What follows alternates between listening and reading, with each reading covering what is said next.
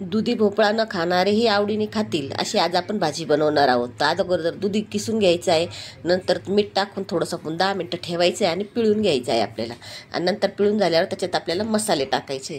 तर लाल तिखट, हळद, मीठ टाकून घ्यायचे थोडंसं. नंतर मग त्याच्यात आपल्याला अद्रक लसूण पेस्ट, ओवा टाकायचा आहे, धना पावडर टाकायची आहे. आणि नंतर मग आपल्याला त्याच्यात थोडंसं बेसन पीठ टाकून जेवढं पिठाचं बसेल अशा हिशोबाने तेवढं बेसन पीठ टाकून घ्यायचे, कोथिंबीर टाकायची आणि सगळं असं व्यवस्थित असं मिक्स करून घ्यायचे.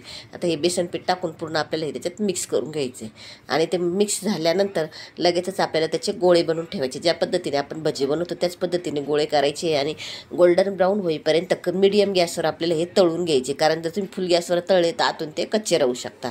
मग नंतर पुन्हा कढईमध्ये आपल्याला एक मोठा कांदा उभा चिरून भाजून घ्यायचा आहे. कांदा टोमॅटो भाजून घ्यायचा आहे दोन्ही. नंतर अद्रक लसूण, कांदा आणि टोमॅटो हे सगळे याची मिक्सरमध्ये आपल्याला पेस्ट बनवून घ्यायची. आणि मग नंतर पुन्हा कढईत तेल ठेवून जिरे मोहरीची फोडणी देऊन तो दळलेला मसाला आपल्याला त्याच्यात टाकायचा आहे. असतील नसतील ते मसाले टाकायचे. लाल तिखट, धना पावडर, गरम मसाला, हळद हे टाकून घ्यायचं आहे.